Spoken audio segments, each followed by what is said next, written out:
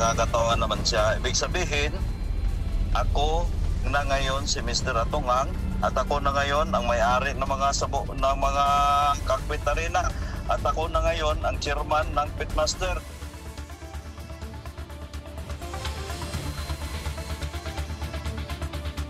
May bagong anggulo sa kaso ng mga nawawalang sabungero. Ang whistleblower na si Julie Dondon Patidongan, leader daw ng sindikato. Ayon din sa kampo ng alleged mastermind na si Atong Ang, mga tirador daw ang mga kapatid ni Patidongan. Gaya ng inaasahan, agad niya itong pinabulaanan. Pero sino ba talaga ang nagsasabi ng totoo sa lumalalim na misteryo?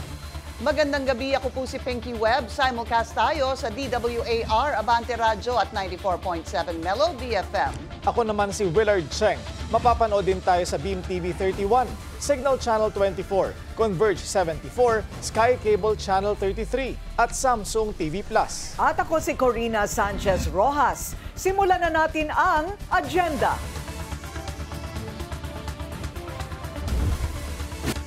Exclusive, umano'y Patidongan Brothers Syndicate. Tunay na mastermind daw sa kaso ng mga nawawalang sabungero. Ayon yan sa kampo ni bilyonaryo gambling tycoon Charlie Atong Ang. Dalawang kapatid ni whistleblower Julie Dondon Patidongan nasa kustodiya na ng PNP. Koneksyon niya sa mga pinaniniwala ang missing link sa kaso, sadya nga bang itinago?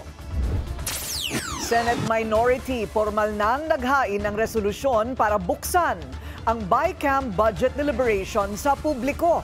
DPWH kinumpirma ang ghost flood control projects sa mga isiningit na pondo sa 2025 budget. Underperforming daw, Tourism Secretary Cristina Frasco pumalag sa batikos ng dalawang kongresista laban sa kanya.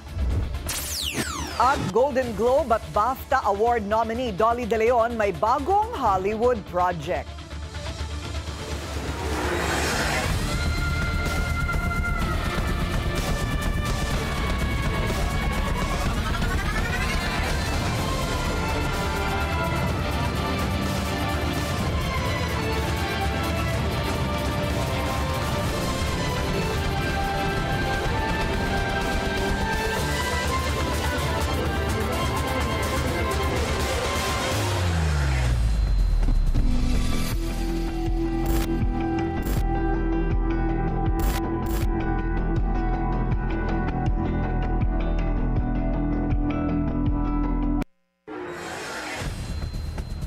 Nagtuturuan na ang kampo ng whistleblower na si Julie Dondon Patidongan at alleged mastermind Charlie Atong Ang kung sino ba talaga ang nasa likod ng pagkawala ng mga sabungero. Matagal nang isinangkot ni Patidongan si Ang sa krimen. Pero ayon sa source ng Bilyonaryo News Channel, si Patidongan at ang kanyang mga kapatid daw ang tunay na salarin. Yan ang exclusive agenda report ni Joash Malimban. Matapos ang ilang linggong pananahimik, eksklusibong sumagot sa Bilyonaryo News Channel ang kampo ni bilyonaryo gambling tycoon Atong Ang, ang itinuturong mastermind sa pagkawala ng 34 na sabungero. Tumanggi muna magpakilala ang aming source, pero kasama siya sa legal team ni Ang. Base raw sa kanilang sariling investigasyon, hindi si Ang ang utak sa missing sabungeros, kundi ang tinatawag niyang Patidongan Brothers Syndicate. Aniya, ang whistleblower na si Dondon ang nasa ulo ng operasyon at ang mga kapatid niyang si Jose at Elakim ang mga umano'y tirador. Nasa kustodiya na ng PNP ang dalawa matapos kunin ng CADG sa Cambodia. Si Jose ang isa sa mga umano'y nakuna ng litrato na bitbit ang isang nakaposas na missing sabungero. Si Elakim naman ang nakuna ng CCTV na nagwi-withdraw sa ATM account ng isa ring nawawalang sabungero sa Lipa, Batangas. Ayon sa source, may isa pa silang kapatid na kabilang sa mga aniyay tirador, si Rolando Patidongan. Ayon pa sa source, mismong si Dondon ang bumuo ng networks ng mga sinasabing executioners na siyang nagdidispatcha sa mga sabungero. Dito raw papasok ang mga umano'y sangkot na pulis sa operasyon. Sa dokumentong ibinigay ng source sa Bilyonaryo News Channel, si Patidongan ang main man sa Manila Arena, Lipa at Santa Cruz cockpits na pag-aari ni Ang. Dagdag pa rito, Mayroon daw siyang private army kung saan kabilang din ang kanyang mga kapatid at iba pang kaanak. Marini itong pinabulaanan ni Patidongan. Nakakatawa naman siya. Ibig sabihin, ako na ngayon si Mr. Atungang at ako na ngayon ang may-ari ng mga ng mga Cockpit Arena at ako na ngayon ang chairman ng Pitmaster. Sagot niya sa mga alegasyong mayroon siyang network ng mga pulis na binabayaran para dumukot at pumatay sa mga sabongero. Nakakatawa siya. Kung ako ang nagutos niyan, bakit niya binigyan ng monthly si Colonel Orapan ng 2 million? Saan ako kukuha ng 2 million? Di ba siya ang pinaka big time? Dagdag ni Patidongan, may mga bagong witness na lumulutang na may hawak ng mga ebidensya na ani ay makapagtuturo kay Ang bilang tunay na mastermind sa missing Sabongeros case. Para sa agenda, Joash Malimban, Billionario News Channel. Nagbabanggaan man ngayon si dating CIDG Chief Romeo Macapas at ang whistleblower na si Julie Dondon Patidongan, iisa ang tinutumbok nilang mastermind sa missing Sabongeros case, si Charlie Atung-ang. Kahit kailan ma'am, hindi nila ako mabayaran kahit ipusta ko yung kaluluwa sa kanila. Mariing itinanggi ni dating CIDG Chief Police Brigadier General Romeo Macapas ang mga akusasyon laban sa kanya. Ayon kasi kay missing Sabongero whistleblower Julie Dondon Patidongan, pinapipirma ni Macapas ng bagong affidavit ang pamilya ng mga biktima para baliktarin umano ang kwento. Ang ituturo raw na mastermind mismong si Patidongan. Sa On Point ng Billionario News Channel, sinabi ni Macapas na 2 beses lang niya nakausap ang mga pamilya.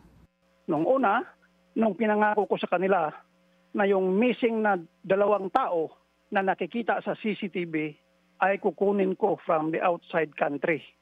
Pangalawa, tinawag ko sila lasandi lang just to clarify matters dahil ang sinabi sa akin ng mga investigador ay hindi isasama sa kaso yung Patidongan Brothers, which we believe na part ng proses yun na dapat isama sila bago sila magiging state witness.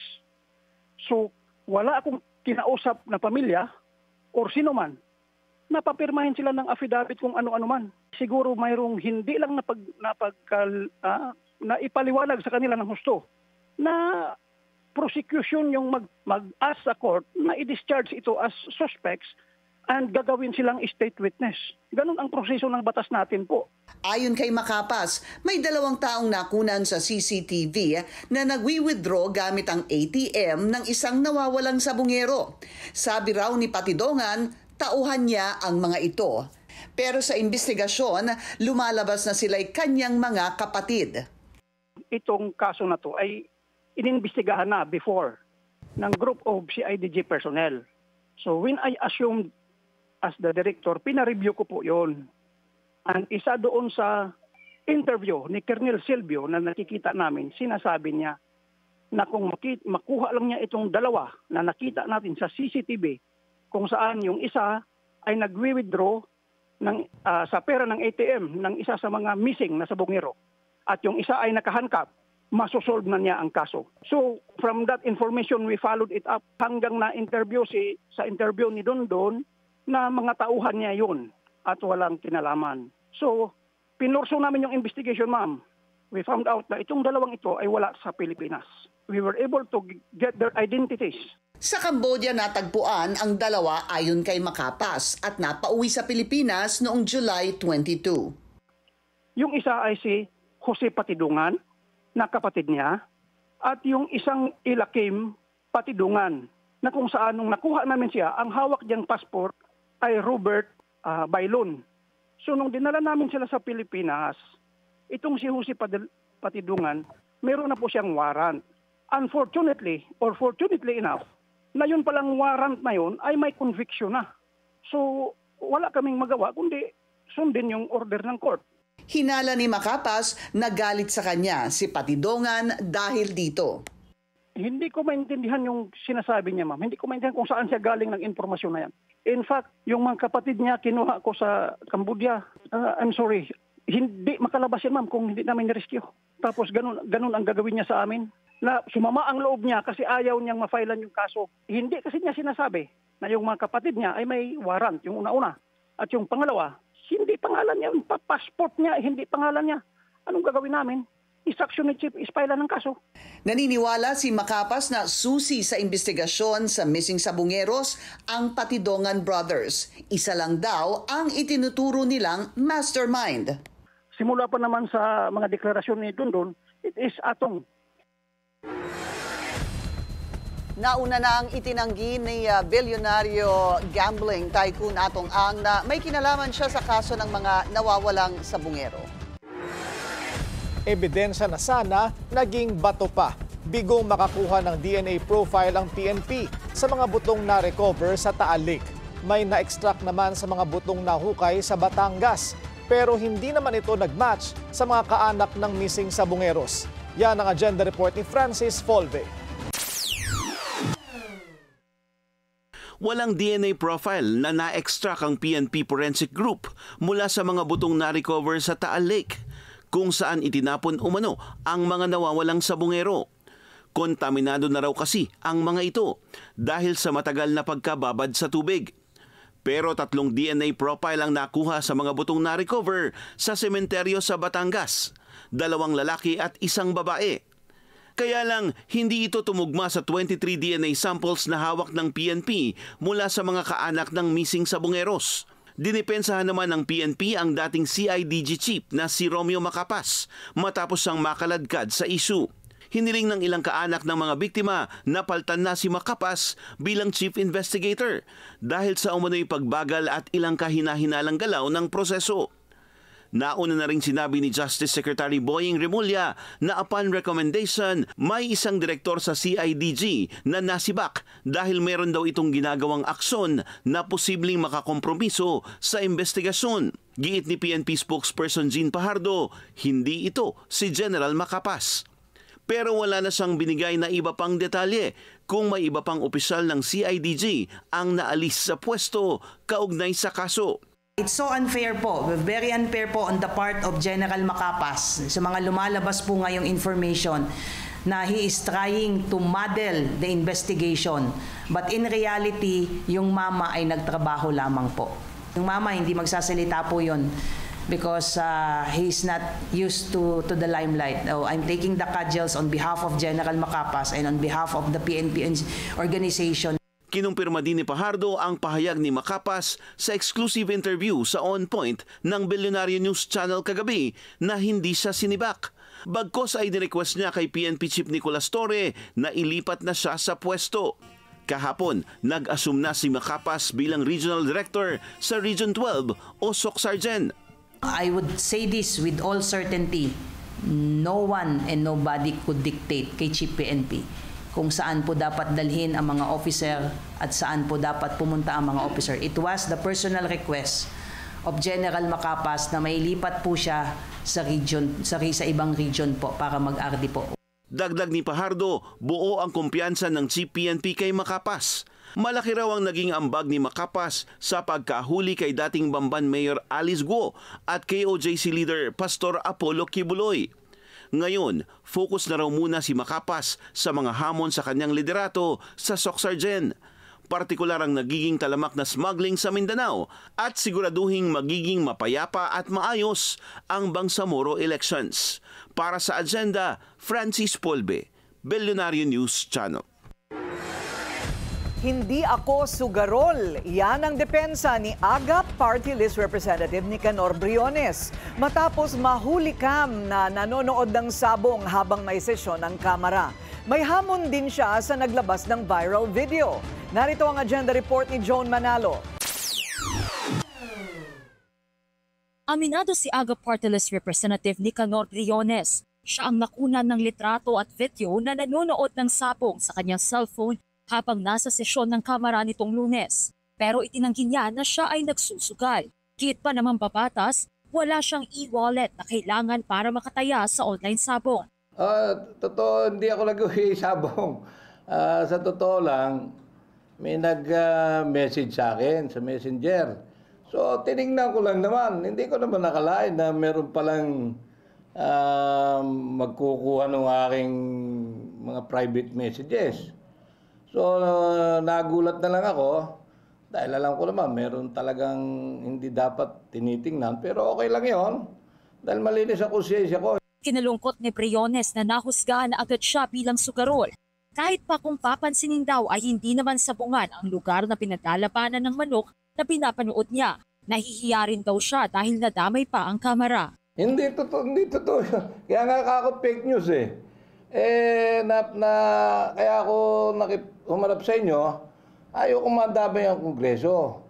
Dahil para bang pinalalabas nila, wala akong ginagawa, kundi ang haba ng butuhan. Meron lang nag-message sa akin, yung pamangking ko, na gusto mag-invite ng traditional na sabong, na gusto ako'y lumaban. Hindi naman ako interesado, hindi naman ako nagsasabong.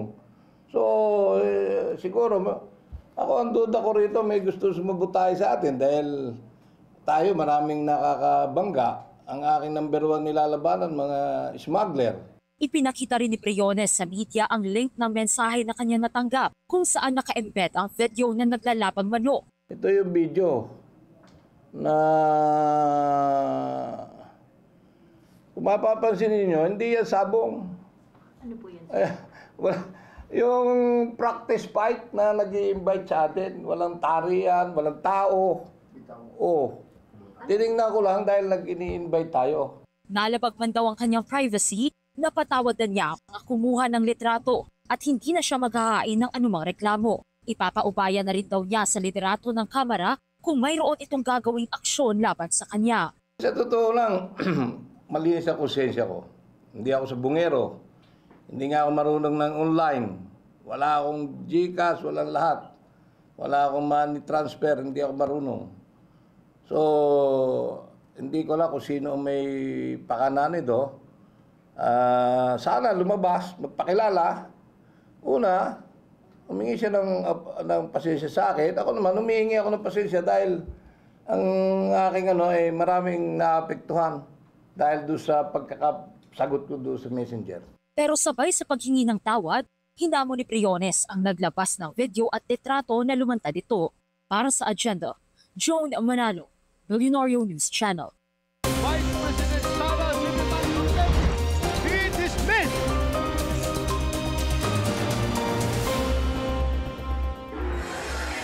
Pinapaikot na raw ang isang draft resolution sa Senado para sagutin ang desisyon ng Korte Suprema na ibasura ang impeachment ni VP Sara.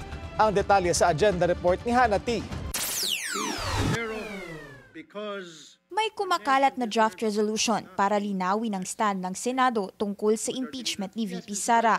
Pinangungunahan umano ito ni Senator Kiko Pangilinan, pero hindi pa kilala kung sino-sino na ang pumirma. Naghahanap daw kasi ang Senado ng paraan para mabalanse ang pagtingin nila sa naging ruling ng Korte Suprema na unconstitutional ang articles of impeachment laban sa bise. Sa pagitan ng pagrespeto sa Korte Suprema, pagtaguyod sa mga responsibilidad namin bilang Senado at pagtupad sa aming mga obligasyon sa ating mga mamamayan na nag-e-expect at tamang nag-e-expect sa amin ng pagtaguyod din sa accountability ng mga public officials. Hinihintay din ng upper chamber ang opisyal na paghain ng House of Representatives ng motion for reconsideration sa SC bago sila magdesisyon. Sa ngayon, taga-Sabato ang August 6 bilang araw ng debate nila sa plenary tungkol sa impeachment, ayon na rin kay SP Cheese Escudero. Handa rito ang Senate minority, lalo na't hindi na malabong may mag-motion ulit para ma-dismiss na ang complaint na unang ginawa ni Senator Bato de la Rosa nitong Hunyo. Anong i-dismiss namin kung hindi pa isang pirasong ebidensya o isang warm body na witness ay di narinig pa naming mga senator judges? Para kay Senator Risa Ontiveros, tila nadagdagan ang requirements para ma-impeach ang isang official matapos ang Supreme Court ruling. Sinabi sa desisyon na hindi dumaan sa due process ang impeachment complaint at isa sa dahilan, kawalan ng kopya ni VP Sara ng mga reklamo. In a sense, humihirap o bumibigat yung aming responsibilidad sa ngayon na klaruhin itong mga lumalabas na concerns tungkol sa impeachment process. Kung siya raw ang tatanungin, it's better to proceed with the impeachment process kaysa mag-exact ng accountability mula sa ibang ahensya ng gobyerno, gaya ng Ombudsman at DOJ. Siguro ito na yung isa sa pinakamataas at mahalagang proseso ng pagsingil ng public accountability. Pero anuman ang mangyari sa August 6, hindi raw mauubos ang fighting spirit ng ilang advocates para maningil at hihintay nila ang February 6, ang araw na pwedeng maghain muli ng impeachment complaint laban kay VP Sara, ayon na rin sa SC ruling. Ngayong linggo sana nakatakda ang pag-usapan ng mga senador dito sa plenary ang kapalaran ng impeachment ni VP Sara. Pero napagkasunduan nilang maglaan muna ng konting panahon para pag-aralan ng SC desisyon. Para sa agenda, Hannah Tia, Bilyonaryo News Channel.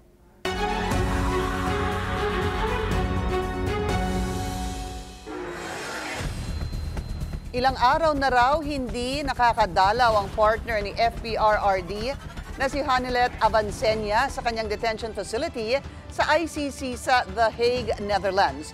Ayon yan sa dating spokesperson ng dating Pangulo na si Attorney Harry Roque. Ang iba pang detalye sa agenda report ni Rocky Ignacio ng Abante Radio Live. Mula po dyan sa The Hague. Rocky, ano na ang latest?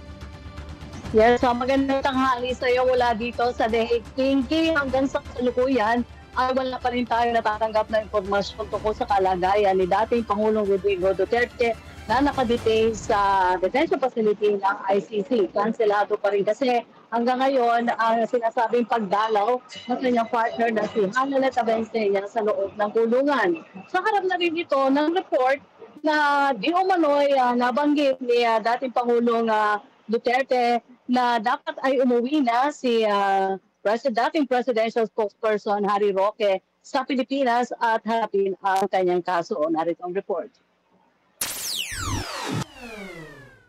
Mahigit 140 araw simula nang dalhin at i-detain si dating Pangulong Rodrigo Duterte sa ICC Detention Facility, kabilang si Hanilet Avancenia sa pinayagang makadalaw sa dating Pangulo. Kaya ganun na lamang ang gulat ni Hanilet na kanselado ang kanyang pagbisita. Nakikipag-ugnayan na po sila sa kanilang abogado at inaasahan natin na magkakaroon ng kasagutan ng hukuman sa lalong mabilis na panahon dahil ang importante nga po sa pamilyang Pilipino at sa sambayanang Pilipino malaman ang kalagayan ni Tatay Digong dahil siya ay 80 anyos na. Balik Netherlands si Hanilet na nakatoka sa pamilya na magbantay sa kalagayan ni Duterte. Pinakahuling dalaw nito ay noong Miyerkules sa nakaraang linggo. Ito na rin ang pinakamatagal na panahon na walang pamilya na nakadalaw kay Duterte. Pero whether or not matuloy o hindi, ang alam ko, ang pulisiya ng pamilya ay merong isang matitira rito, isang next of kin, para kung merong mangyari kay Tatay Digong. So may bisita o wala, meron pong kamag-anak dito na mananatili sa The Hague hanggang mapalitan si Ma'am Hanilet, hindi po siya aalis. 4 na araw kada linggo ang schedule ng bisita tuwing Lunes, Martes, Miyerkules at Biyernes. Ikinalungkot naman ng mga taga-suporta ng dating Pangulo ang kanselasyon ng pagbisita ni Hanilet. God bless. I'm positive. We love our president, former president very much. We prayed outside. Sa harap ng kanselasyon ng pagbisita ni Hanilet sa kulungan, lumabas naman ang report na nais umano ni dating Pangulong Duterte na umalis na sa The Hague si Roque at harapin ang kaso sa Pilipinas. Well, unang-una po, nagtataka ako na nabanggit yan ni Mr. Kaufman kasi ang sinabi ni Kong Pulong, wika daw ni Tatay Digong, pag siya'y makalabas, akong unang-unang taong hanapin niya. Nais ko makita niya ako dito sa The Hague kung siya man ay makakalaya. Pangalawa, pagpasensyahin na po, pero ako po'y may isang salita. Sinabi ko po na hindi ako aalis ng The Hague na hindi kasama si Tatay Digong. Paninindigan ko po yan. Kalat ka rin na nila ako kung gusto nila paalis dito sa The Hague, pero hanggang hindi kasama si Tatay Digong, di po tayo aalis sa The Hague. Biyernes o bukas ang nakatakda sanang pagdalaw ng pamilya sa loob ng kulungan kung saan nakadetain nga si dating Pangulong Rodrigo Duterte. Subalit inihintay pa natin kung mapapasama na sa listahan ng pangalan ni Hanilet makakapunta o makakadalaw sa dating Pangulo. Pinky? Yun nga yung tanong dyan, Rocky. Nakita ko din yung interview mo kay Attorney Harry Roque. Walang naging dahilan na sinasabi kung bakit biglaan na lang ay hindi pinayagan si Hanilet na makabisita kay dating Pangulong Rodrigo Duterte. Walang dahilan na naibigay? Yes, Pinky, ang pinakausap nila, kikusap nila na hintayin na lang muna yung ginagawang pakikipag-usap ng pamilya sa kanilang abogado at para linawin kung bakit nga nagkaroon ng kanselasyon ng pagbisita si Ms. Hanilet. Okay. At Rocky, yung kanina mong report, tila nga may problema sa pagitan ni Attorney Roque at ang lead counsel ni FPRRD na si Attorney Nicholas Kaufman. Ano bang nangyari? Dahil sabi mo nga doon sa report kanina, ay sinasabi ni Attorney Kaufman, ay sabi daw ng dating Pangulo, ay bumalik na dito sa Pilipinas si Attorney Harry Roque. Sabi naman niya, ang sabi ng anak ni dating Pangulong Duterte, ay gusto siya ang unang makita pag makalabas siya dyan sa The Hague. Pinky, itanong din natin yan kay Attorney Harry Roque kung posible bang kung meron mas na iringan ni Attorney Kaufman. Pero ang binanggit lang niya talaga sa atin ay maging siya ay nagtaka kung bakit nasabi ito ni Attorney Kaufman. Alright, maraming salamat sa iyo, Rocky Ignacio ng Abante Radio Live mula po dyan sa The Hague, Netherlands. Tourism Secretary Cristina Frasco pumalag sa alegasyong underperforming ang kanyang ahensya. Susunod yan sa agenda.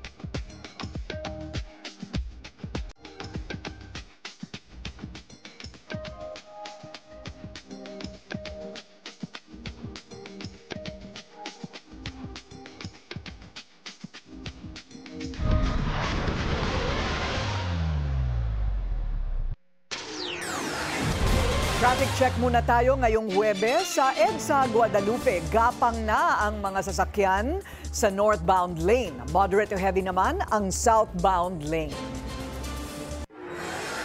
Walang lugar ang DPWH para imbestigahan ang mga umano'y palyadong flood control projects. Ang maanghang na pahayag ng Makabayan Block, suspect din mismo ang ahensya sa issue. Narito ang agenda report ni Hannah T. Hindi dapat DPWH ang magsuri sa sarili nitong kapalpakan, kundi ang COA. Yan ang mariing buwelta ng Makabayan Block sa utos ni PBBM na dapat magsumite ang ahensya ng report tungkol sa flood control projects. Anila, it's like asking the fox to guard the henhouse dahil kasama ang DPWH sa problema at hindi sa solusyon. Maging si Senator Rizzo Ontiveros tiwala sa Commission on Audit at posibleng magamit din ang reports nito ngayong malapit na ang budget debates. I-audit yan at gawing available sa amin dito sa Senado, lalong-lalo na sa minority. Ang COA ang may technical expertise at independence na magkasa ng maingat na audits sa government agencies. Isa sila sa nooy nag-expose ng PDAF o pork barrel scam noong 2013 at nag-question sa confidential funds ng opisina ni VP Sara. Napapatunayan nila na kaya nilang singilin, sitahin kahit yung mga ibang government agencies at mga nasa matataas na posisyon. Pero bago pa man pumutok ang pahayag ni PBBM tungkol sa mga anomalya ng flood control projects sa bansa, matagal na yang naitala ng COA. Noong 2023, pumalo lang naman sa lagpas 200 billion ang non-implemented projects ng DPWH. Magkasama na riyan ang local at foreign assisted projects. 5.7 billion worth of projects naman ang sinabi ng DPWH na 100% complete. Pero palpak pa rin. Mababa rin ang accomplishment rate ng ahensya dahil sa 900 flood mitigation structures at drainage systems nito sa parehong taon, wala sa kalahati ang nakumpleto. Lagpas 200 billion naman ang halaga ng mga naantalang proyekto. Para kay Ontiveros, oras na para maging bukas sa publiko ang pagbusisi sa budget para makaiwas sa pork barrel at budget insertions. Hindi rin pinirmahan ni Ontiveros ang naging final version ng 2025 budget at isa sa mga dahilan ang questionable budget insertions dito na una ng pinatutuhanan ni Senadora Amy Marcos. Para sa agenda, Hannah T., Bilyonaryo News Channel. Hindi na lang bala ang kalaban sa modernong digmaan. Yan ang paalala ng bagong Philippine Army Chief sa mga tropa. Ang detalye sa agenda report ni Ivy Reyes. The Philippines and Commander-in-Chief Armed Forces. Mahigpit ang marching order ni PBBM sa 67th Commanding General ng Philippine Army na si Lieutenant General Antonio Navarrete. You will be assuming your role at a time when geopolitical tensions and global uncertainty are high. This will demand your vigilance and leadership to deliver clear direction and to show a firm commitment. Pinalitan ni Navarrete si General Roy Galido na nagserbisyo sa hukbo simula 1986. Sa kanyang inaugural speech, human capital daw ang sentro ng kanyang liderato. Hindi na daw kasi sapat ngayon ang basta malakas ang makinarya.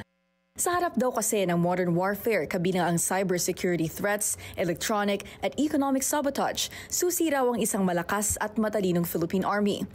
We are entering an era where wars are not only fought with bullets, but also with bites. To each and every soldier, remember this: you are not just part of the force, you are the force. You are not just defending the nation, you are the nation. Bago ang posisyong ito, pinamunuan ni Navarrete ang Western Mindanao Commando noong 2024. Pinarangalan naman ng Presidential Legion of Honor at iba pang awards si Galido bilang pagkilala sa 39 years of service nito sa Philippine Army. Parehong alumni ng Philippine Military Academy Class of 1990, sina Galido at Navarrete. Para sa agenda, Ivy Reyes, Billionaire News Channel. Bumuelta si Tourism Chief Cristina Frasco sa ilang kongresistang pinupuntirya umano ang kanyang ahensya. Bagamat hindi anya pinepersonal, hindi raw malabong politika ang ugat ng pag-atake. Ang detalye sa agenda report ni Paulo Barcelon. Sinagot ni Tourism Secretary Cristina Frasco ang mga alegasyong underperforming daw ang kanyang ahensya. Aniya, umabot ng 3.86 trillion pesos ang ginastos ng international at domestic tourists sa bansa. Mas mataas ng 13% kumpara noong 2023. Halos 7 milyon na rin daw ang nagtatrabaho sa sektor ng turismo at unti-unti na raw nabuksan ang merkado sa ibang mga tourist market dahil inaasahang dadami ngayong taon ang mga bisita mula Australia, Canada, Japan, US, UK at France. Dagdag daw ito sa mga Chinese at South Korean na siyang top tourist markets ngayon ng bansa. Sa isang statement kamakailan, sinabi ni Tingog Party List Representative Jude Asidre na hindi raw dapat maglagay pa ng excuses ang DOT dahil mas mababa raw sa target nitong 7.7 million tourists ang napapunta noong 2024. Si Deputy Speaker Paulo Ortega naman, sinabing kakarampot lang daw ang kinita ng bansa kontra sa mga kapitbahay nating bansa gaya ng Vietnam at Thailand. Depensa ni Frasco, mahiya naman daw dapat ang mga mambabatas na tumapya sa budget ng ahensya. Lalo't mula sa 1.2 billion pesos noong 2023, bumaba ito sa 200 million pesos noong 2024 at 100 million ngayong taon. First of all, I don't take these remarks personally.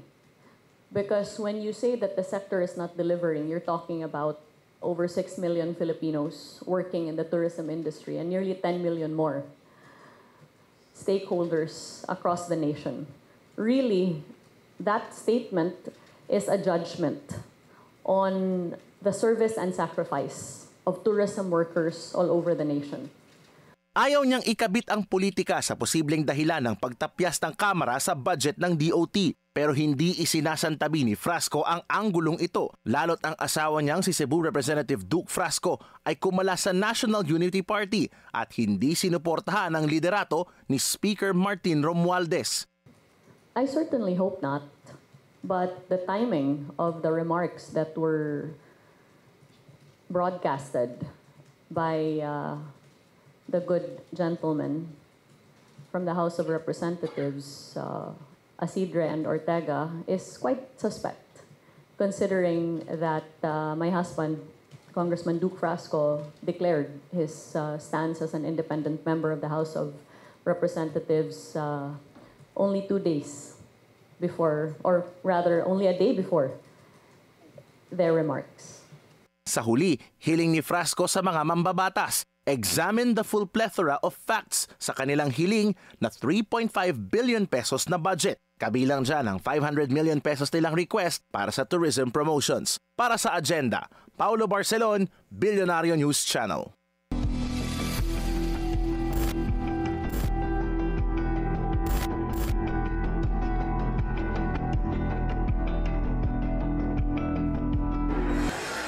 Nasa kustodiya na ng PNP ang dalawang sinasabing missing link sa kaso ng mga nawawalang sabungero. Kilalanin kung sino sila sa agenda report ni Joash Malimban. Nasa kustodiya na ng PNP ang dalawang umano'y missing link sa missing sabungeros case. Ang dalawang taong ito nadiskubreng kapatid pala mismo ng whistleblower na si Julie Dondon Patidongan. Sila sina Elakim at Jose Patidongan, parehong directly involved sa mga operasyon ng missing sabungeros case. Si Elakim ang nakuna ng CCTV na nagwi-withdraw sa isang ATM gamit ang account mismo ng nawawalang sabungero na si Melbert John Santos. Si Jose naman, ayon sa PNP, ang isa sa mga nakuna ng litrato na bitbit ang nawawala ring si Michael Bautista habang nakaposas.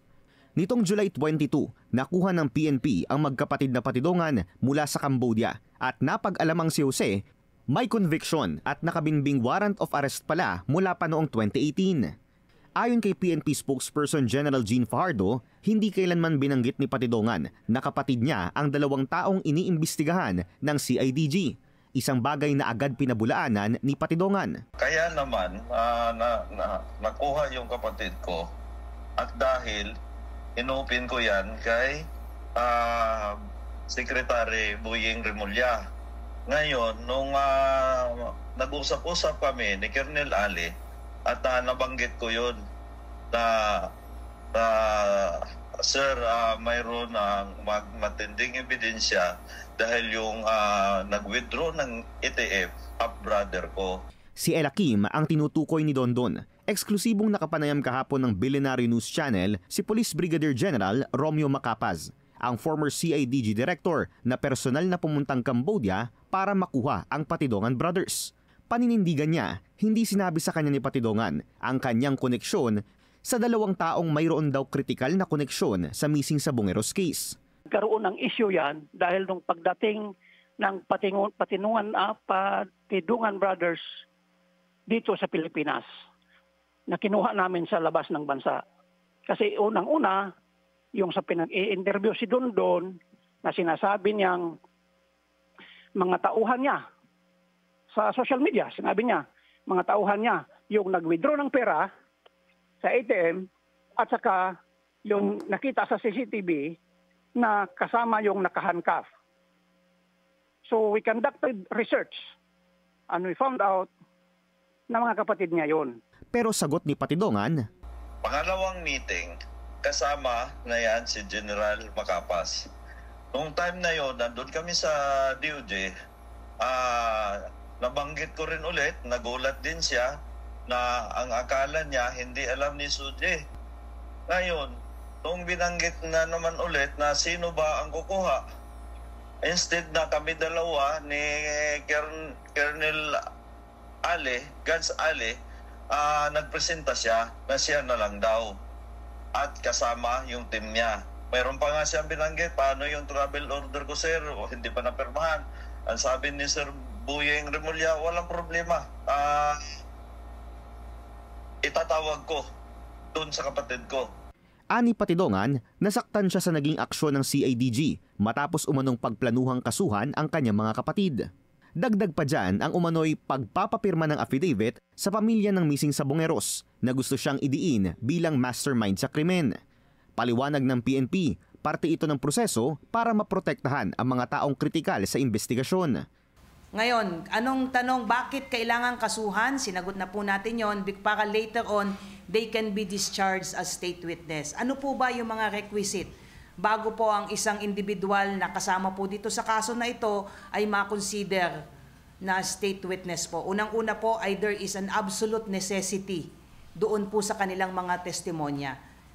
Obviously, critical po ang magiging testimony po nitong dalawa po na ito because sila po, unang-una, siya po, si Elakim Patidongan yung nag-withdraw allegedly nung ATM na alam natin na pag-aari ng isa sa mga nawawalang subungero.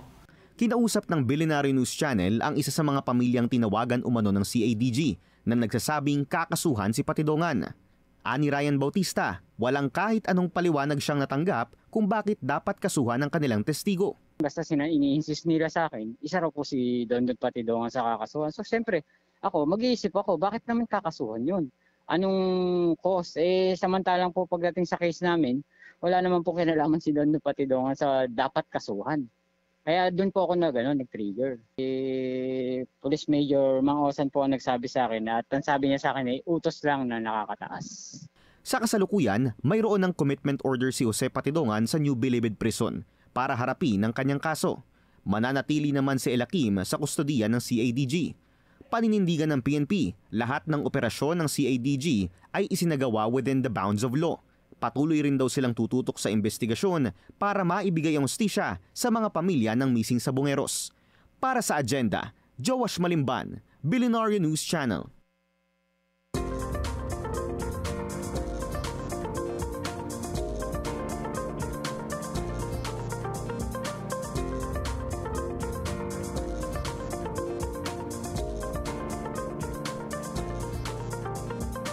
Hindi na umaasa ang economic managers ng bansa na makakamit pa natin ang high income status by 2040. Ang dami raw kasing hadlang, kasama na ang 19% tariff ni US President Donald Trump. Narito ang agenda report ni Sujin Kim. Malabo na raw maabot ng Pilipinas ang status bilang high-income country pagdating ng 2040. Itong pag-amin ng Department of Economy, Planning and Development o DepDev sa gitna ng midterm assessment ng Philippine Development Plan. Because remember in 2020 the economy contracted by 9%. No? That's quite a big deal, a lot of contraction, and what that meant is we lost 3 years of growth momentum. So that 2040 is at the current growth rate is not likely going to be feasible anymore. Ayon sa DepDev, kung magpapatuloy ang ganitong takbo, mauungusan tayo ng mga kalapit na bansa gaya ng Vietnam at Indonesia. I'm not, happy with 6%. Because with 6% you'll be overtaken by we need to grow faster. But to grow faster we need to solve many of those constraints that we face, structural, technical, institutional, all that stuff. Kailangan aniya paandarin ang investments at exports. Hindi pwedeng sa domestic consumption na lang nakasangga ang ekonomiya. A diversified economy so that we don't just depend on consumption as the engine for that growth.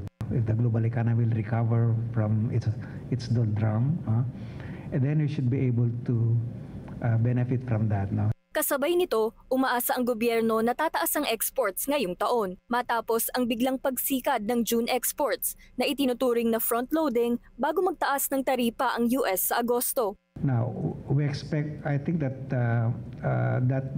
we expect the trade deficit to improve a bit with a slightly better performance of exports than in 2025 than in 2024, and also in relation to imports. Gayunman, inamin ng DepDev na ang 19% tariff ng Estados Unidos ay may bangga sa ating GDP growth. 0.4 percentage points ang posibleng mabawas. Halos kapareho rin ng projections noong una pang itinakda ang 20% tariff. Para sa Agenda, Sujin Kim, Billionaire News Channel. Good news para sa ating commuters. Dinagdagan pa ng Transportation Department ang cashless turnstile sa MRT3 para sa mas mabilis nating pagsakay. Tig-2 ang ikinabit sa Ayala at Cubao stations, habang tig-1 naman sa bawat entrance at exit ng iba pang MRT stations. Layo nito na bawasan ang pila ng mga pasahero sa pagbili ng tickets at gawing accessible ang pagbabayad gamit ang card o cellphone. Asahan naman ang marami pang cashless turnstiles sa iba pang istasyon sa mga susunod na araw. Senate Minority, formal nang hiniling na buksan ang BICAM budget deliberation sa publiko. Susunod yan sa agenda.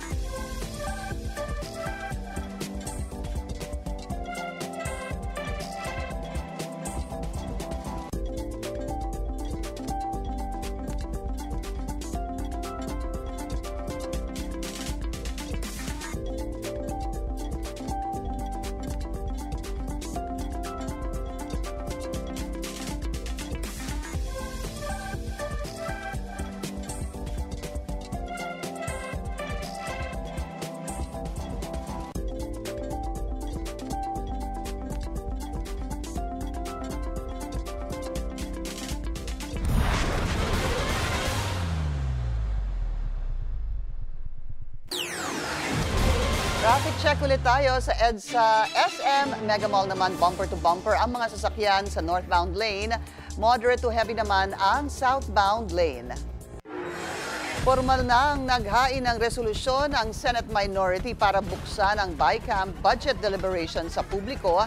Kasabay nito, kinumpirma ng DPWH na may ghost flood control projects na isiningit sa 2025 budget. Ang detalye sa agenda report ni Dexter Ganibe ng Abante Radyo. Wala ng second time around. Yan ang target ng Senate Minority para sa national budget ng gobyerno. Sabi ni Deputy Minority Leader Risa Hontiveros, sa isinusulong nilang Senate Joint Resolution No. 1, magiging all eyes and all ears na hindi lang mga kapwa senador sa minorya, kundi maging ang publiko ay maaari nang makita kung paano ang deliberasyon sa Bicameral Conference Committee ng Kongreso. Andun din yung people's participation, pati sa budget making process, na kahit sino sa kanila, mga organisasyon ng mamamayan, mga budget reform advocates na gustong mag-observe hanggang sa Bicameral Conference Committee on the budget ay pwede nilang gawin in person o kaya online. Ayon kay dating Senate President Franklin Drilon, hindi naman illegal ang budget insertions.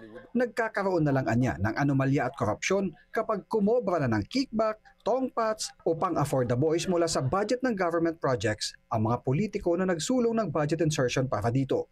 Kaya sabi ni Hontiveros, bukod sa pagbabawal sa mga politiko at mga kamag-anak nilang makilahok sa mga proyekto ng gobyerno, dapat matiyak na wala ring impluensya ang politiko sa anumang infra project. Halimbawa sa legislation or kahit sa representation sa loob ng legislature, para pati sila bilang dapat private sector ay magkaroon ng accountability dun sa pag-participate naman nila sa government programs tulad ng infrastructure. And of course, kung gusto nating kontrolin ang o ipagbawal ang partisipasyon naming mga nagtatrabaho sa gobyerno dun sa public works, kailangan siguruhin din na hindi lang gagamit ng mga palusot tulad ng paggamit ng mga dummies. Sinabi naman ni Senator Erwin Tulfo sa isang panayam kaugnay ng controversial na budget insertions para sa 2025 na laan para sa infra project na may ilan nang na-release pero karamihan anya ay inilagay ni Pangulong Bongbong Marcos ang budget for later release o FLR. Bago pa magsimula ang kampanyahan para sa midterm elections matapos niya nitong makita ang kalokohan sa mga proyekto. Ayon kay Tulfo, napansin ng Pangulo na may mga lugar na hindi naman binabaha pero may malaking budget sa flood control. Nakausap din anya ng Pangulo ang DPWH Secretary na inamin sa kanya na ilan sa mga nasa budget insertions para sa flood control projects ay nakatiwangwang lang o nakatenga o wala naman talagang proyekto pero may budget. At iisang kumpanya lang ang gumagawa. Sabi naman ni Senador Amy Marcos, hindi lang ang budget sa infra projects ang naka-FLR. Ang ilan anyang proyektong naka-hold ang budget ay nakakalat sa ibang departamento, partikular sa Agri, DepEd at DOH na aabot ng 1.3 trillion pesos. Para sa agenda, Dexter Ganibe, Abante Radyo. Mukhang wala ng lusot ang Villar-owned service provider na Prime Water sa investigasyon sa Senado. Naghain kasi ulit ng resolusyon si Senador Risa Hontiveros para silipin ang umano'y palpak nitong serbisyo. Referred na ito sa Senate Committee on Public Services. Yang usapin ng mabaho o maruming tubig ay yan ay pumapasok na sa usapin ng dignidad ng tahanan, no, ng bawat pamilyang Pilipino.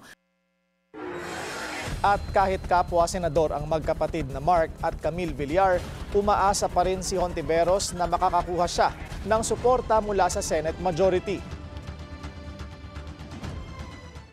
Kami sa legislature, kahit dito sa Senado, sensitive kami sa public feedback. Grabe, dumadami. Hindi tumigil mula nung nakaraang kongreso ang pagreklamo ng ating mga kababayan. Target ng Senate investigation na usisain ang panawagan ng ilang LGU na kumala sa joint venture agreement sa Prime Water. Batay sa ulat ng Local Water Utilities Administration, matapos ang SONA ng Pangulo, nasa 6 to 7 million Filipinos ang apektado ng umano'y poor services ng Prime Water. Una nang tiniyak ni PBBM sa kanyang SONA na mapapanagot ang sinumang nagkulang sa mahalagang serbisyo publiko. Inilunsad na sa SM Supermalls ang Panatag Pilipinas program ng OCD. Isa itong educational campaign para maging handa ang publiko sa anumang sakuna. Narito ang agenda report ni Andrea Salve. Magandang araw, si Dingdong Dantes po ito.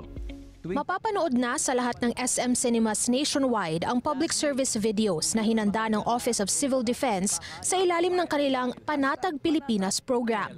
Formal nang nilagdaan ng OCD at SM Supermalls ang partnership sa SM Mall of Asia sa Pasay ngayong araw.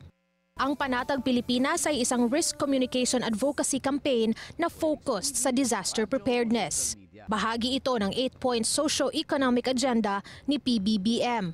Tampok sa informative videos ang iba't ibang disaster response strategies. Isa po itong avenue para talaga ma-educate or ma-share sa ating mga kababayan, sa ating mga estudyante, itong mga different information materials na ito. Naniniwala ang SM Supermalls na mahalaga ang papel na ginagampanan ng private sector sa pagpapalakas pa ng mga kampanya ng pamahalaan. We are committed to resilience. Lahat ng supermalls ay nandito para makatulong sa kampanya ng gobyerno because we know that government cannot do it alone. We have the resources to help the government. Hindi lang po sa SM, sa lahat po ng private sector. Hinanda rin ng Bureau of Fire Protection ang kanilang Fire Square Roadshow para sa daan-daang mga estudyanteng dumalo. Iba't ibang interactive booths at displays ito na nagtuturo ng fire and electrical safety at earthquake preparedness. Tingin ng nursing student na si Analita Escalera, malaki ang maitutulong nito sa kanya bilang future frontliner. Kami po yung unang respondent, lalo na po sa mga citizens na wala po silang alam sa kung ano po yung nangyayari. Hindi po sila aware na may mga ganitong sakuna na pwedeng mangyari. So dapat po kaming mga future nurses as knowledgeable po. Ang MOA signing ay dinaluhan din ni SM Prime Chairman Hans C. at Panatag Pilipinas Ambassador Dingdong Dantes. Simula bukas, kasama na sa mapapanood sa mga sinihan ng SM ang informative videos ng programa. Para sa agenda, Andrea Salve, Billionaire News Channel.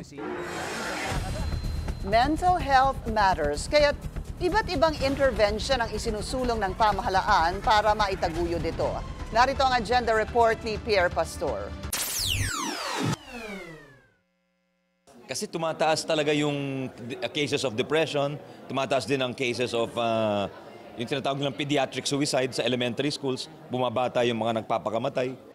Ayon sa estadistika, dumoble ang dami ng may moderate to severe depressive symptoms o MSDS sa may edad 15 to 24 sa Pilipinas sa loob ng 8 taon. Dahil dito mahigpit ang tagubilin ni Pangulong Bongbong Marcos. Puspusan nating inaayos at pinapaganda ang ating sistema. Sa kanyang sona nitong Lunes, sinabi ni PBBM na patatatagin ang programa ng mental health sa mga paaralan para matugunan ang mga issue tulad ng bullying at depression. Ang DOH at DepEd magsasanib puwersa para sa pagpaparami ng mental health counselors sa mga eskwelahan. Katulong nila sa proyektong ito ang CHED at TESDA. Ang ating kabataan ngayon naintindihan na ang importance ng mental health consultation. Dati kasi yung era ko, ang tingin sa mental health, nasisiraan lang ng ulo. Now we all know that mental health is like an illness. You can have it. You can have anxiety, depression. And then, papatingin ka, someone will look at you or kung kailangan, resetahan kang gamot or bigyan kang therapy. Isa sa mga rason kung bakit hindi masolusyonan ang problema ay dahil kakaunti lamang ang mga profesional na tumitingin sa mga batang nakararanas ng depression at iba pang mental issues.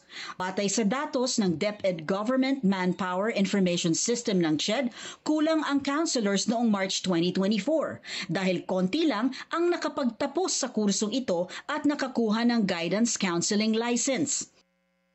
Bukod sa pag-hire ng mga trained counselors, magkakaroon din ng mga maaliwalas na parks o mga open spaces sa mga community kung saan pwedeng pumunta ang mga tao para makapag-isip. Inaasahang makatutulong ito para makarecover sa mga emotional at mental issues. Para sa Agenda, Pierre Pastor, Billionaire News Channel. Higit 40 milyong pisong halaga ng smuggled vapes na sabat sa Maynila. Susunod yan sa Agenda.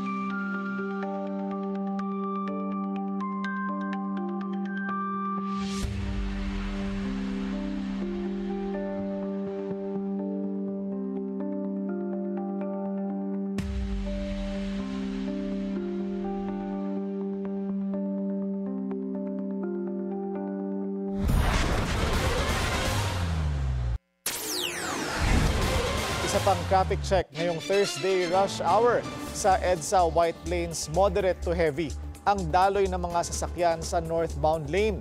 Light to moderate naman ang southbound lane. Sumanib man sina Senators Bam Aquino at Kiko Pangilinan sa Senate Majority, kakampings pa rin ang turing sa kanila ni Deputy Minority Leader Risa Hontiveros. Anya, mas mahalaga pa rin ngayon ang pagpapalakas ng oposisyon.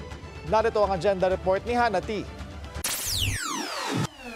Hindi ko pwedeng i-legislate ang damdamin nino mang kahit kasama or kadiwa. But I think may sariling paliwanag yung dalawang kapwa-senador tungkol dyan. Ito ang sagot ni Senator Risa Hontiveros sa mga kakamping na tila nasaktan sa pagsapi ni na Senators Kiko Pangilinan at Bam Aquino sa Senate Majority. Deputy Minority Leader ngayon ng Senadora at anya, focus lang daw siya sa trabaho.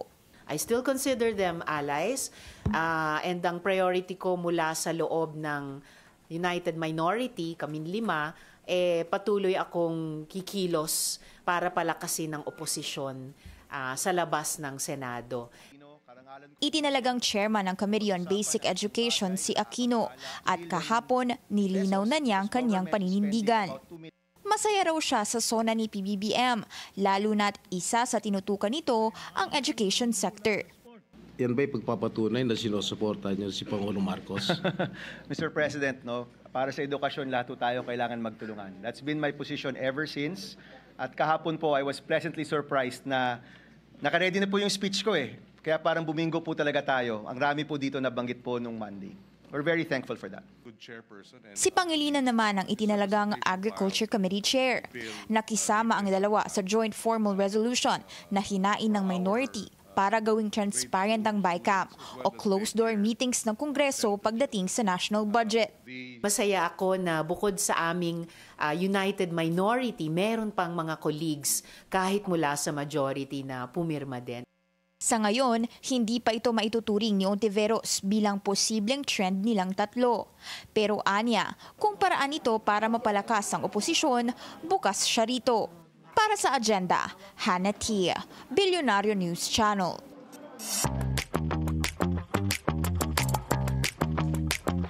Libo-libong fans ang nag-gather to witness a funeral procession for Black Sabbath frontman Ozzy Osbourne. Ginanap ito sa birthplace ni Osbourne na Birmingham, England. Ang biyuda niyang si Sharon Osbourne nag-alay din ng bulaklak sa isang bench at tulay that was named after her husband's band. Kasama ni Sharon ang kanilang mga anak na sina Jack and Kelly. July 22 nang pumanaw ang heavy metal icon sa edad na 76. Very emotional. Obviously, been a Black Sabbath fan for a long time, watched the Osbournes on the TV.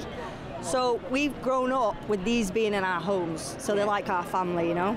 If you're a metalhead, he is and Black Sabbath are the originators of heavy metal and such great music.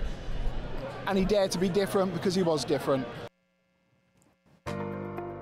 With just a week to go before the show, opisyal nang inintroduce ang Pinoy talents na part ng local staging ng Into the Woods. Kasama dito ang Broadway icon na si Lea Salonga. This will also mark the Philippine stage debut of her son, Nick Chen, and Lea couldn't be more excited. I can't wait for audiences here in Manila to see what this incredibly talented young man will do. It's very different, very touching, very human portrayal of this character. I just think people are not ready. Ayon kay Lea, emotional siya every time napapanood niya ang performance ng kanyang only child.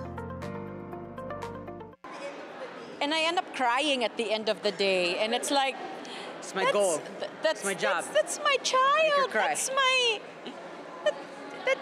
It's mine. And so, like, there's a scene that is really very, very touching towards the end of the show, and I'm usually just an emotional wreck by then, and I have to sing the finale like less than 10 minutes later, so it's like I will not be able to watch the show from backstage, which I love to do normally, because alam kong madadala ako. Aside from Into the Woods, Lea is also set to get a coveted star sa Hollywood Walk of Fame. I still don't believe it happened. I still don't believe it's actually going to happen. I thought, is somebody pranking me? No, it's like, it's just one of those things that you don't think you're going to get. Mapapanood ang first night ng Into the Woods sa August 7 sa Samsung Performing Arts Theater. Pinay actress Dolly De Leon may bagong Hollywood project. Susunod yan sa Agenda.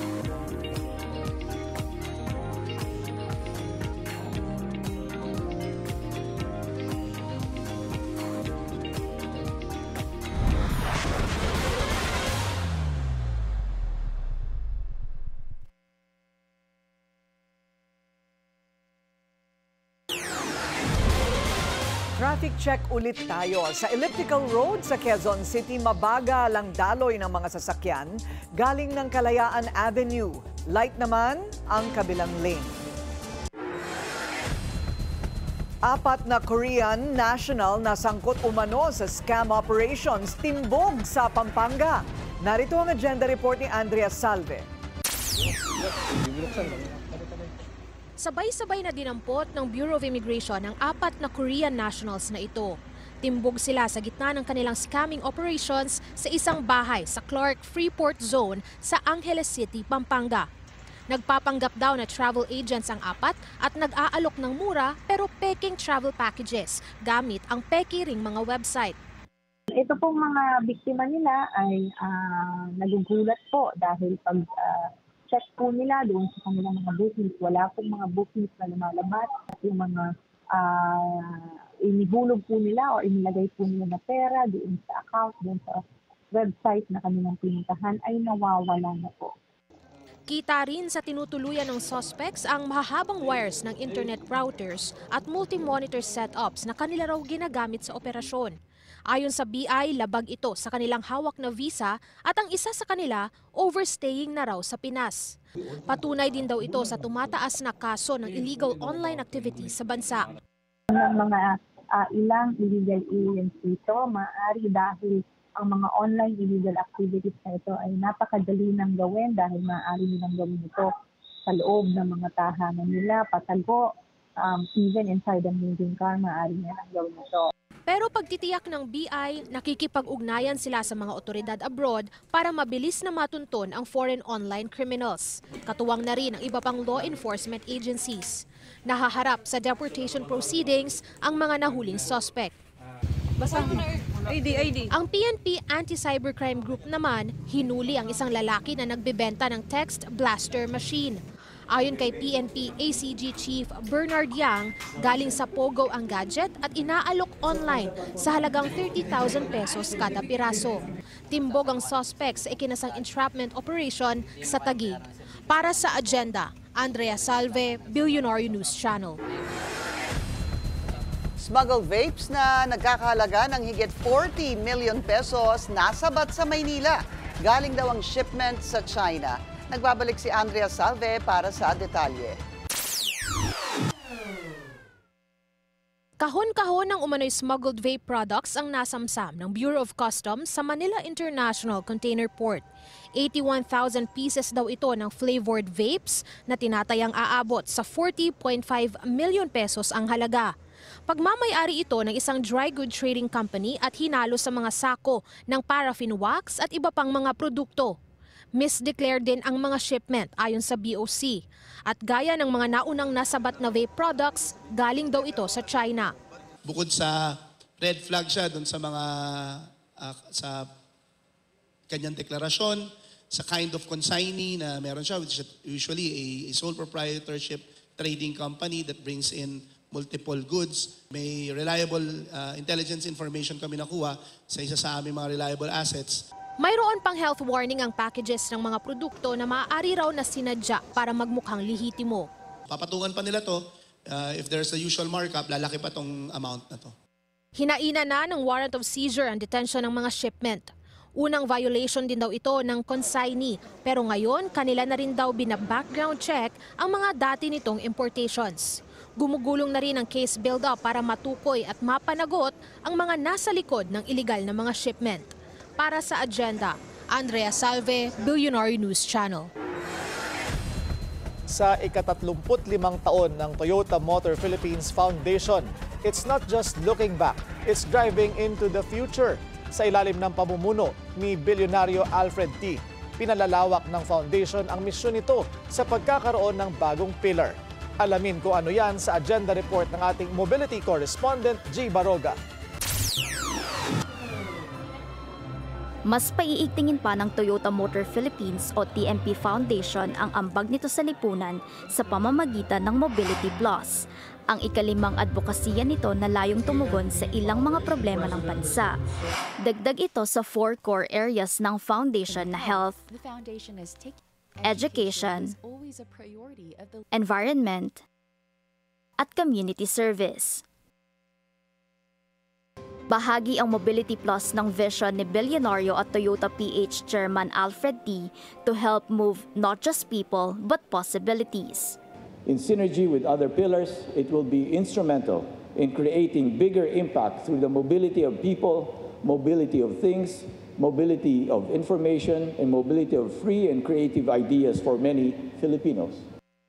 Ayon kay T, higit 800 million pesos na ang na-invest ng foundation sa mga programang direktang nagpapabuti ng buhay ng mga Pilipino. Nakaugat yan sa paniniwalang ipinamana ni Taipan Dr. George SKT, ama ni Alfred at founding chairman ng TMP, that business must serve society. As a social responsibility, the philosophy and caring hands of our late TMP founding chairman, Dr. George T., emerged. Together with late Chairman Shoichiro Toyoda, they both shared the same message of the value of giving back to society. Sa ilalim ng Mobility Plus, inilunsad ang Project HEAL o Healthcare Mobility for All. Collaboration din ito sa pagitan ng Toyota Mobility Foundation ng Japan at ng Philippine General Hospital o PGH. Napili ang Pilipinas bilang pilot site ng proyekto na layong tugunan ang real-world gaps sa healthcare access sa pamamagitan ng mobility innovation. In the Philippines, we recognize that mobility can enhance the availability of transportation for healthcare professionals and then also healthcare accessibility for Philippine public. Kabilang sa initial efforts ng proyekto ang 2 Toyota Coaster units na i-convert into mobile clinics with laboratory services na ilulunsad sa Cavite sa Nobyembre. Mayroon ding 3 Tamaraw UV-based shuttles para sa transportasyon ng PGH medical workers tuwing umaga at gabi simula Setyembre. Nag-donate din ng Toyota ng mobile clinics para sa Love for All program ni First Lady Liza Araneta Marcos na dumalo rin sa selebrasyon. Ayon kay Bilyonaryo at Toyota Motor Philippines Chairman Alfred T., malaking bagay ang malakas na sales ng kumpanya para makapagbigay sila sa mga Pilipino. Toyota pa rin ang nangunguna sa local auto scene na hawak ang halos kalahati ng total market share. Para sa Agenda, G. Baraga, Bilyonaryo News Channel.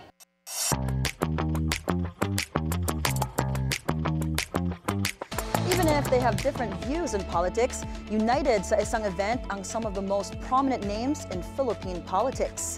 Sa kuha ng People Asia magazine, spotted sina First Lady Liza Araneta Marcos at SP Cheese Escudero sa opening ng new studio ni fashion designer Michael Leyva.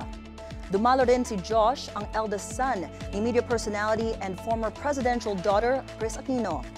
Naroon din ang mga alkalde ng rival cities na Makati at Taguig na sina Mayors Nancy Binay at Lani Cayetano. Ginanap ang event kahapon sa The Peninsula Manila sa Makati. Another Hollywood project for Golden Globe and BAFTA Award nominee Dali De Leon. Gaganap siya bilang detective sa upcoming Apple TV dark comedy na Maximum Pleasure Guaranteed. Makakasama niya sa series si Orphan Black at She-Hulk star Tatiana Maslany. No word yet kung kailan ito i-release. Nag-blossom ang Hollywood career ni Dali sa film na Triangle of Sadness. Kasama rin siya sa Hulu series na 9 Perfect Strangers and will also star sa Season 2 ng Avatar: The Last Airbender. And that's it from my end. I'm Monique Tuzon. Back to you, Karina, Pinky, and Willard.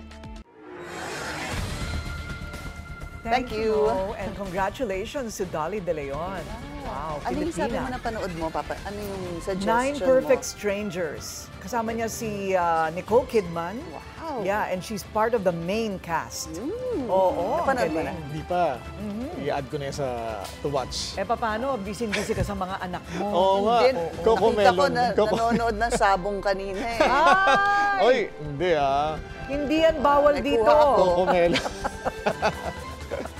I violated your right to privacy. Ay, nako. Nakakahiya naman, ano?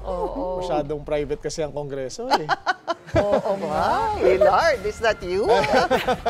Pero teka muna, hindi pa dalawa sila na nahuli? Alam ko dalawa sila eh. Kaya nga, pero isa lang yung umamin, ano? Pero yun, it Alam makes mo, sense. hindi ko alam kung dalawa sila o dalawang kuha. Dalawang shot. Baka dalawa yung... Kasi kailangan mag-ingat din kayo pag nasa kongreso kayo. Kasi 'di ba, alam niyo namang may media dyan. Correct. Uy, pero pakinggan mo naman yung kanyang paliwanag. Parang nga namang ewan ko lang si Kong. Yung si Kong Sabong. May bago na siyang pangalan. Sorry po. Si Kong Sabong. Congressman Briones. Pinanindigan. Sir, dinedepensahan ko po kayo. Yung paliwanag ni Kong Briones, parang medyo kapanipaniwala naman. May pinakita naman siyang link. May pinakita siyang link. Wala naman talagang audience, hindi naman totoong sabong, inaanyayahan daw siya. Ayun, magdadahan-dahan lang siguro next time. Inaanyayahan na na magbukas ng sabong? Ewan ko kung ano yung sinasabi niya, imbitahan, baka ribbon cutting. Ribbon cutting ng sabong. Bago yan ribbon cutting ng sabong. Di ba? Why not? Pero yung doon, sabi nga niya, hindi naman siya marunong, hindi siya nagsusugal, kaya nadamay ang Kongreso dahil doon. Kaya lumabas siya 3 days later. Right. So ngayon, pinauubayan niya ang kanyang kapalaran dyan sa liderato ng Kongreso. Ayan. Good luck, sir! Congrats sa ribbon cutting.